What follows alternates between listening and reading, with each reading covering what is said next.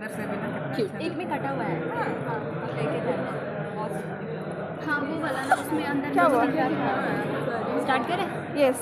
हाँ, सो स्टमक के सबसे पहले एनाटॉमिकल पोजीशन में रखने के लिए जो ओसोफेगस से जहाँ पे एंड रहता है उसको हम लोग को डायरेक्ट अपवर्ड डायरेक्शन उसका करना है, ठीक है। और फिर हम लोग को ये देखना है कि ये हमारा ग्रेटर कर्वेचर है, ठीक है। ग्रेटर कर्वेचर है और फिर ये वाले पार्ट हमारा लोअर साइड में होना चाहिए और ये हमारा लेसर कर्वेचर है जो हमारा अपवर्ड साइड में है, ठीक है। और फिर इसके लोअर एंड को पहचानने के लिए यहाँ पे हमारा बहुत ही वो थिक रहेगा, ठीक है, बिकॉज ऑफ द पाइलोरस और उसमें लॉन्गिट्यूडनल मसल रहते हैं वहाँ पे, सर्कुलर लॉन्गिट्यूडनल मसल, ठीक है।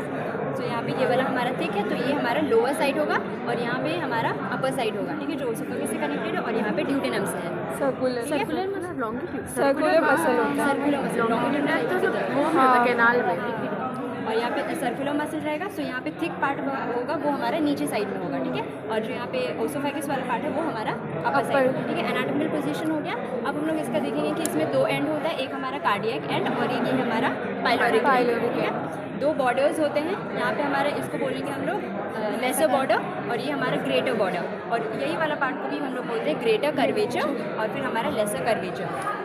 ग्रेटर कर्वेचर में क्या होता है, हमारा ग्रेटर ओमेंटम अटैच होता है जो दो फोल्डिंग में अटैच होता है और उन दोनों के बीच में हमारा स्पेस रहता है जहाँ पे हमारा वेसल्स पास करता है, ठीक है। और लेसर कर्वेचर में भी हमारा लेसर ओमेंटम रहता है, वो भी हमारा फोल्डिंग की तरह रहता है और उसके बीच में भी स्पेस रहता है जिसको हम लोग बोलते हैं बेयर एरिया, और वहाँ पे भी वेसल्स हमारे पास होते हैं, ठीक है। नेक्स्ट हो गया, हम नेक्स्ट यहाँ पे देखते हैं हम लोग का दो ऑरिफिस रहता है या फिर ओपनिंग बोल सकते हैं। यहाँ पे हमारा कार्डियक ऑरिफिस और फिर हमारा पाइलोरिक ऑरिफिस रहेगा, ठीक है। पाइलोरिक ऑरिफिस से एक हम लोग हॉरिजॉन्टल लाइन ड्रॉ करते हैं, ठीक है, और वो हमारा डिवाइड करता है बॉडी से फंडस। तो अपर वाला पार्ट हमारा फंडस हो जाता है जिसमें हमारा गैस प्रेजेंट रहता है। नेक्स्ट इस हॉरिजॉन्टल लाइन के नीचे हमारे ये जो ग्रेटर पार्ट दिख रहा है ये हमारा बॉडी है, ठीक है। और यहाँ पे ये वाला जो है यहाँ पे एक डिप्रेशन टाइप का दिखेगा जिसका नाम है यहाँ पे एंगुलरिस इंसिसुरा, ठीक है। और ये हमारा मोस्ट डिपेंडेंट पार्ट है स्टमक का, और यहाँ से हम लोग एक ऑब्लिक लाइन ड्रॉ करते हैं, ठीक है। ऑब्लिक लाइन ड्रॉ करते हैं और ये हमारे पार्ट हो गया पाइलोरिक, ठीक है। ये हमारा क्या हो गया, फंडस, ये बॉडी और फिर ये वाला पाइलोरिक। पाइलोरिक जो है ये हमारा फर्दर और 3 पार्ट में डिवाइड होता है। सबसे पहले हमारा होता है पाइलोरिक एंड्रम जो 7 सेंटीमीटर अराउंड रहता है, और फिर पाइलोरिक कैनाल रहता है वो 2.5 सेंटीमीटर रहता है। नेक्स्ट हमारा लास्ट है वो है पाइलोरस या फिर उसको हम लोग बोलेंगे पाइलोरिक स्फिंक्टर, और यहीं पे हमारा सर्कुलर मसल रहता है जिसकी वजह से ये थिक रहता है, ठीक है। और यहाँ पे जो बेयर एरिया जो बताए थे हम यहाँ पे, वहाँ पे हमारे वेसल्स पास करते हैं, ठीक है। और यहाँ पे उसका नाम है लेफ्ट गैस्ट्रिक आर्टरी जो ऊपर से ऐसे करके आता है और इस साइड से नीचे से हमारा जाता है वो हमारा राइट गैस्ट्रिक आर्टरी रहता है, ठीक है।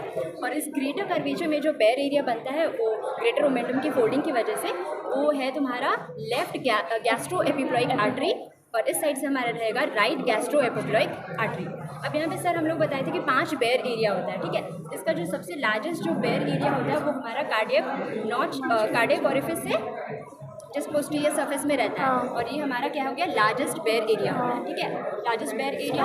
और यहाँ पे हमारा कार्डियक एंड में ही हमारा 2 लिगामेंट रहता है, गैस्ट्रोफ्रेनिक लिगामेंट और एक गैस्ट्रोफ्रेनिक लिगामेंट। एक स्प्लेनिक जो स्प्लीन से अटैच है तुम्हारा, और फिर जो फ्रेनिक है वो डायफ्राम से अटैच है, ठीक है।